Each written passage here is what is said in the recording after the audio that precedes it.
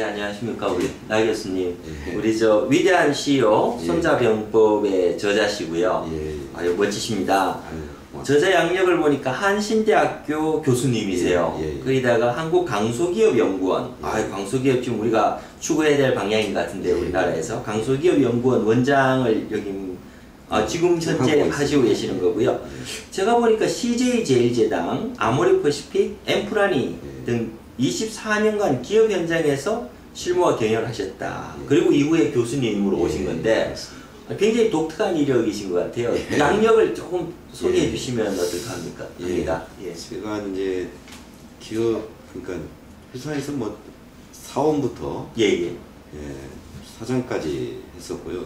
그리고 또 중간에 제가 회사를 그만두고 또 사업을 한 6년을 했습니다. 어떤 종류를 하셨어요? 컨설팅 사업. 컨설팅 회사를. 예. 그때 사실은 이제 제가 컨설팅을 한다기보다는 크고 작은 회사를 다니면서 많이 배웠죠. 네. 컨설팅 사업을 하면서. 예.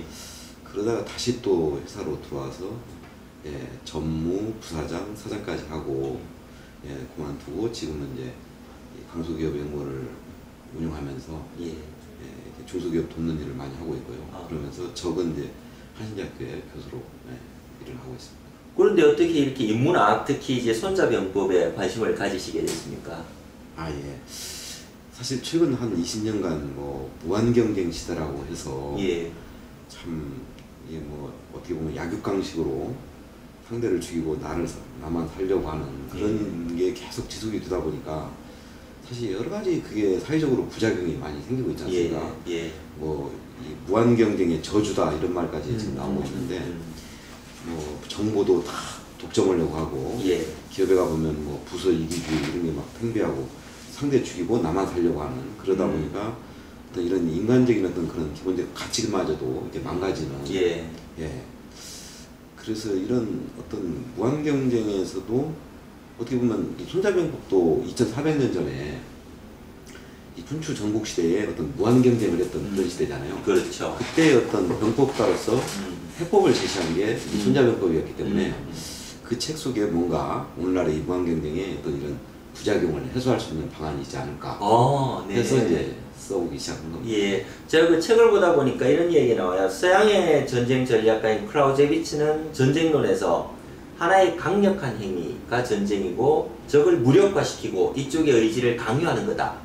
이렇게 하는 데 비해서 손자병법에서는 아니다. 전쟁을 하면 안 된다. 제일 마지막에 하는 것이 전쟁이다.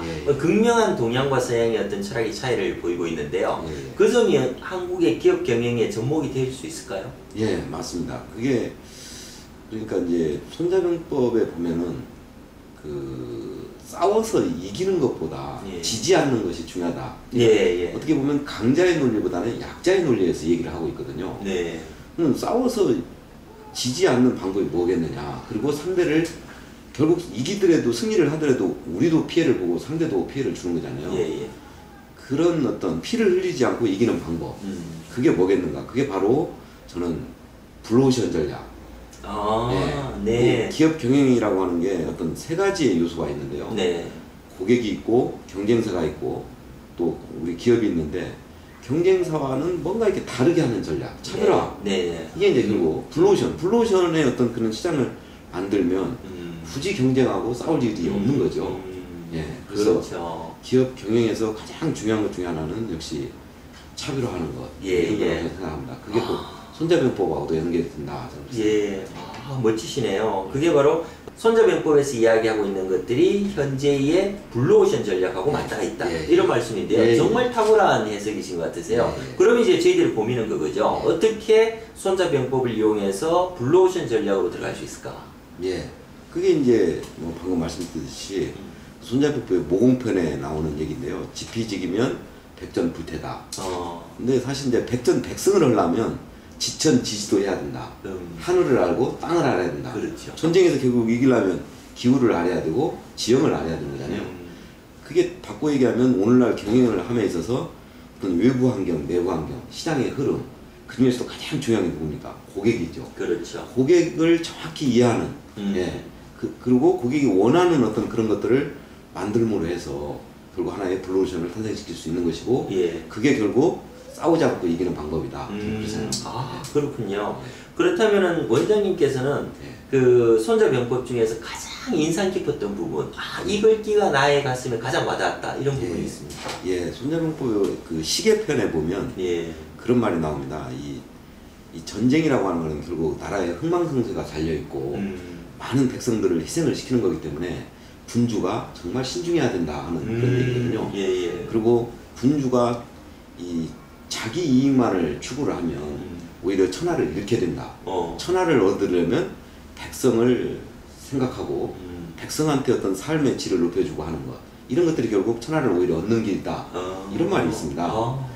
그게 바꿔 얘기하면 기업이라고 하는 게 어떤 이윤 추구가 목적이지만 사실은 그 이윤을 추구하면서도 이제는 어떤 사회에 기여하는 것, 그게 어떤 경제적 가치와 사회적 가치를 높여주는, 소위 요즘 얘기하는 CSV경이 바로 그런 거라고 생각합니다. 그래서 이제는 기업이라는 게 정말 어떤 돈만 버는 게 중요한 게 아니라 주변을 돌보면서 어떤 착한 기업이 되는 것. 이게 곧 그 손자병법에서 얘기하는 그 시계편에서 나오는 얘기하고 일맥상통한 얘기가 아닌가. 저는 손자병법이 이렇게 병법서인 줄만 알았는데 현대 경영의 블루오션에 그리고 CSV에 완전히 맞닿아 있다는 말씀이네요. 그렇습니다. 그거를 발견하실 수 있는 그런 그 해안은 어디서 얻으셨습니까? 뭐 해안이라기보다 이제 저도 뭐 오랫동안 이렇게 직접 회사에서 임원이나 사장을 하면서 경영을 하다 보니까 항상 그런 해법에 대한 고민이 있고요.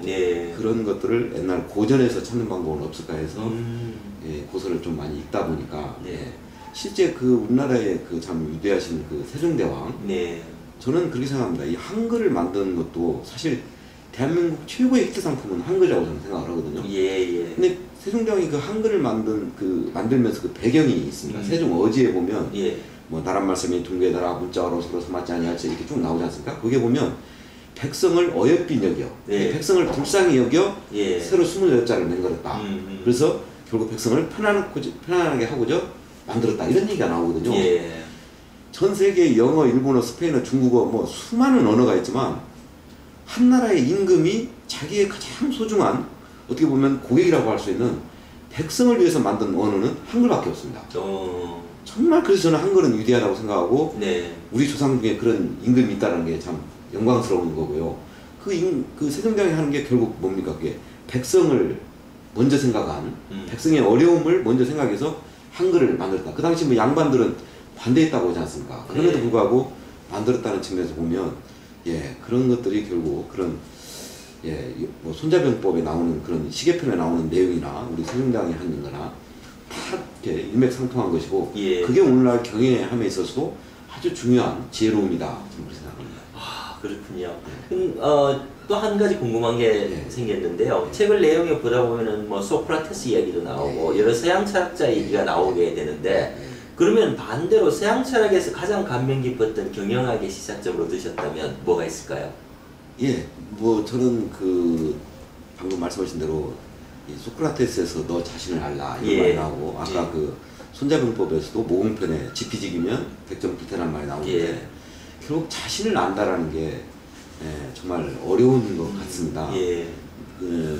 근데 이제 지금 현재에서도 보면은 경영을 함에 있어서도 결국 자신을 안다라는 게 참 중요하다. 이 보이는 세상을 자꾸 문제가 있다라고 우리들은 얘기를 하지 않습니까? 근데 보는 내 자신이 문제라는 거죠. 이게 무슨 얘기냐면 우리는 경제가 어렵다, 영업이 안 된다 이런 얘기를 하거든요. 근데 사실은 영업이 안 되면 자신이 영업하는 방식을 바꿔야 되는 거죠. 하고 삶이 너무 힘들다 이렇게 얘기를 하거든요. 근데 사실은 그러면 자기의 삶의 방식을 바꿔야 되는 거죠. 이 자기 자신을 바꾸지 않고 자꾸 남의 탓을 한다는 거죠. 보이는 세상만을 원망한다 이런 얘기입니다. 이런 것들이 이 고서에도 보면 많이 나오는데요. 이 공자의 논어에도 보면 인의예지라는 사상이 나오는데 그 인이라는 게 결국 이 뭡니까? 베푸는 것, 사랑이라고도 말할 수 있는데 그 사랑을 베푸는 거가 안 되는 이유가 뭐냐? 사람들이 인하지 않는 이유는 자신한테 문제가 있다라는 말이 나옵니다. 그래서 그거는 사랑이라고 하는 건 결국 기독교에서도 어떤 박애 사상 이런 게 있고 불교에서도 이게 뭐죠? 그 자비. 이게 다 일맥상통한 것이고, 예. 또 맹자의 그 하루아편에 보면은 상대 입장에 생각하라 이런 말이 나오는데 이런 것들이 다 역지사지. 예, 역지사지. 다 일맥상통한 얘기고 자기 자신을 생각지 않고 남의 탓만 하는 이런 것들이 오늘날의 어떤 경영이나 우리 사회적인 뭐 스승과 제자, 노와 사, 여와 야, 뭐 이런 모든 이해관계가 대립되는 어떤 그런 관계에서 계속 이렇게 트러블이 생기고 분쟁이 생기는 것도 바로 우리 인간의 본성에 그 어떤 인이라는 게 있음에도 불구하고 상대 입장에서 생각을 하지 않고 자기 입장에서만 생각하는 그것 때문에 발생하는 것이다라고 생각합니다. 그렇군요. 근데 제가 또 책을 읽으면서 굉장히 재밌게 읽은 부분이 컴피티션, 우리가 이제 경쟁이라는 단어를 쓰고 있는데 그의 컴피티션이 후쿠자와 유키지대에 그 일본에서 번역한 단어에 불과하다라고 이제 나오는데 그렇다면 과거에 우리에게는 이 컴피티션에 대응하는 경쟁이라는 단어가 없었는지 그것도 궁금하고요. 컴피티션에 대해서 조금 더 설명을 해주셨으면 합니다. 그 경쟁이라는 단어가 이렇게 자세히 보면요, 이게 상대를 죽이고 내가 이기는 것 이게 경쟁이 아니고 오히려 상대와 동반자의 어떤 관계에서 나의 실리도 취하지만 상대도 더불어 같이 성장하는 그런 개념이 본래의 어떤 경쟁의 개념이지. 라틴의 컴피데어라는 개념이 그 경쟁의 원래 뜻이라는 말씀이죠. 그렇습니다. 너 죽고 나 살자. 이게 경쟁이 아니라는 거예요. 그래서 요즘에 적과의 동침이라는 말이 나오고 전략적 제휴라는 게 나오고 있지 않습니까? 삼성전자하고 애플하고 경쟁을 하면서도 뭐 일부 또 부품을 사가기도 하고 또 삼성과 LG가 서로 이번에 특허 아니야 SK 하이닉스하고 했나요? 특허도 서로 공유하고 이런 걸 하지 않습니까? 이런 것들이 이제는 정말 필요한 그런 시대에 우리가 살고 있지 않나. 그거는 저희가 요즘 경영 용어로는 이제 코피티션이라 코퍼레이션하고 컴피티션이 결합된 형태로 이제 말을 하는데 원래 어원이었던 이제 컴피데어 그리고 이제 컴피티션이라는 단어에도 반드시 이렇게 서로 죽이는 것이 아니고 같이 살아간다, 같이 찾다 이런 의미가 있다는 말씀이네요. 맞습니다. 그렇게 되면 이제 지금 현대 경영에 굉장히 많은 시사점을 주는 것 같아요. 예전에는 이제 물자가 부족하고 하니까 서로 싸워가지고 서로 쟁취하는 걸로 갔다 그러면 지금은 이제 좀 다른 형태의 경영들이 만들어져야 될 것 같은데 강소기업 연구원장님으로서 어떻게 하면 우리가 강소기업이 될지에 대한 방안을 하나 알려주시죠. 제가 아까 이제 경영에 3가지 요소가 있다고 했는데요.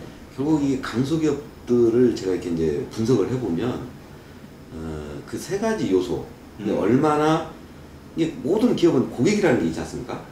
얼마나 고객 중심으로 했느냐 이게 첫 번째고요. 두 번째는 어느 회사하고 다 경쟁사가 있기 때문에 얼마나 경쟁사하고 차별화했느냐.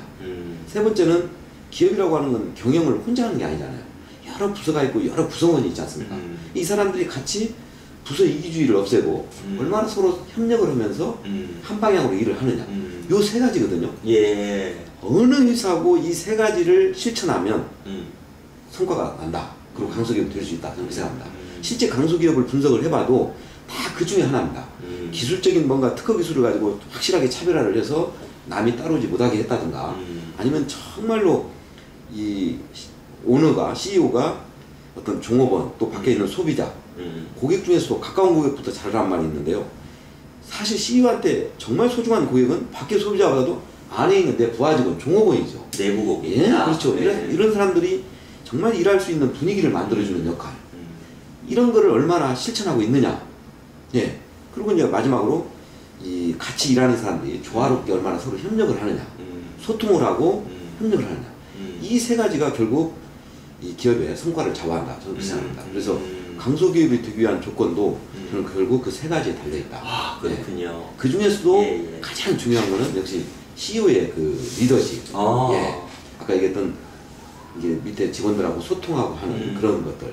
세종대왕이 사실 이게 몸이 굉장히 쇠약했다고 하지 않습니까? 그렇죠. 그렇게 아픈 가운데서도 이 결국 부하 직원들의 어떤 마음을 얻어야 특히 정치라고 하는 거는 공공의 이익을 위하는 거잖아요.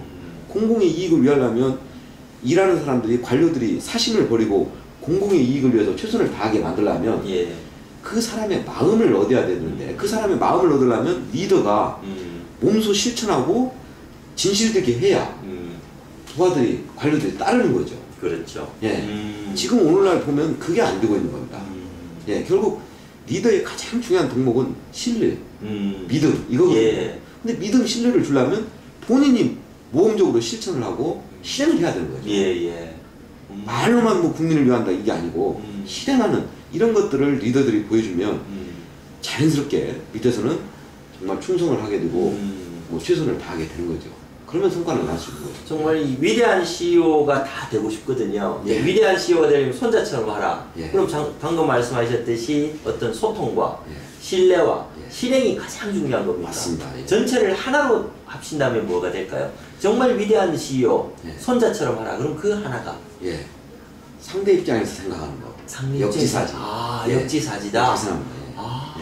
아주 큰 말씀인 것 같아요. 리더가 부하 직원 입장에서, 소비자 입장에서 항상 이렇게 상대 입장에서 좀 생각하고 배려하는 그게 말로만이 아니라 실행하고 실천하면 사람들은 따르게 돼 있다. 위대한 CEO 손자처럼 되려면 역지사지하라. 맞습니다.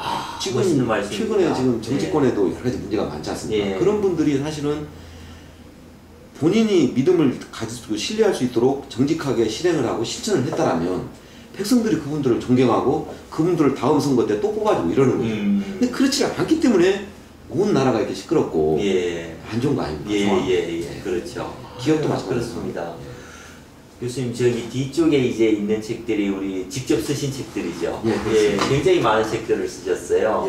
이 책을 쓰시면서 저희 CEO분들에게 정말 우리 정말 최고의 강소기업을 만들고 또 최고의 대기업을 만들기 위해서는 우리 CEO분들이 어떻게 해야 되는지 무엇을 해야 되는지에 대해서 한 말씀 부탁드리겠습니다. 우리가 이제 창조라는 얘기를 많이 하지 않습니까? 결국 창조를 하려면 머릿속에 뭔가 지식이 있어야 창조가 되는 거거든요. 그래서 CEO도 끊임없이 공부를 해야 된다고 생각합니다. 그렇죠. 저희 서평 멤버들은 서평으로 굉장히 열심히 공부하고 있습니다. 1년에 50권씩. 그래서 저도 참 기업 생활을 하면서도 주말에 틈틈이 이렇게 막 해서 항상 1년에 한 권씩은 책을 내려고 항상 그런 목표를 가지고 이렇게 합니다. 근데 책을 쓴다는 게 단순히 어떤 그 쓰는 자체가 중요한 게 아니라 책 한 권을 쓰므로 해서 10권 이상을 읽어보게 되거든요. 저한테 엄청나게 자기개발이 되고 공부가 되는 겁니다. 그리고 그런 남들의 생각을 내가 많이 이렇게 얻게 됨으로 해서 어떤 일을 함에 있어서도 그런 창조적인 아이디어나 발상을 많이 내게 되고 그게 결국 퍼포먼스로 이어지고 그렇게 되는 거거든요. 그래서 저는 CEO들도 공부하는 CEO가 돼야 된다 이런 말씀을 드리고 싶습니다. 정말 멋진 말씀들 오늘 감사하고요. 마지막으로 하나만 더 여쭤봐도 괜찮겠습니까? 지금 이제 젊은 친구들이 굉장히 힘들어하기도 하고요. 또 미래에 대해서 불확실하게 생각하는데 이 땅의 젊은 분들에게 좋은 한마디 부탁드리겠습니다. 그런 말이 있습니다. 사는 대로 생각하지 말고 생각하는 대로 살아라 이런 말이 있습니다. 이게 무슨 얘기냐면 사는 대로 생각한다는 얘기는 이미 남이 만들어놓은 삶의 방식, 남이 만들어놓은 그 룰 속에서 우리는 살고 있다는 거죠. 그러지 말고 본인이 생각하는 대로 살아라. 그게 바로 창조죠. 그래야 창조가 된다는 얘기예요. 요즘 젊은 사람들이 취업이 안 되고 저도 학교에 있습니다만 참 심각한 문제입니다. 이게 20대 5%세대라고 하잖아요. 인간관계도 포기하고 결혼도 포기한다는 거 아닙니까? 이거는 정말 아주 심각한 문제입니다. 근데 이 학생들이 그러면 취업만을 자꾸 우선시하는 저는 저희 학생들 그런 얘기를 합니다. 야, 취업이 걱정되어서 취업을 안 하고 원서 넣고 이러는데 모든 사람이 그렇게 하더라도 너는 그러지 말고 보따리 딱 싸가지고 한 3개월만 이 전 세계를 한번 일주일에 한번 해봐라. 그럼 거기서 얻는 게 많을 것이고 네 삶의 방식이 180도 바뀔 수도 있고 어떤 살아가는 지혜를 거기서 얻을 수도 있을 것이다. 고등학교 졸업하면 대학교 가고 대학교 졸업하면 취업해야 되고 취업하면 결혼해야 되고 결혼하면 애를 낳아야 되고 이건 누군가가 만들어놓은 어떤 룰 속에서 우리는 생각을 한단 말이에요. 그래서 저는 제가 그 젊은 사람한테 하고 싶은 얘기는 남이 만들어놓은 그런 사는 대로 생각하지 말고 당신들이 생각하는 대로 살아봐라 그런 말씀을 드리고 싶습니다. 멋집니다. 오늘 위대한 CEO 손자처럼의 저자이신 나종호 저자님과 같이 말씀을 나누었습니다. 아유 정말 이렇게 긴 시간 동안 좋은 말씀 많이 들려주셔서 감사하고요. 또 좋은 책들 많이 써주셔서 저희들 많은 도움을 받을 수 있게 CEO와 그 다음 세대가 많은 도움을 받을 수 있게 좋은 책 많이 써주시기 부탁드리겠습니다. 아유 나우 교수님 너무 감사합니다. 고맙습니다.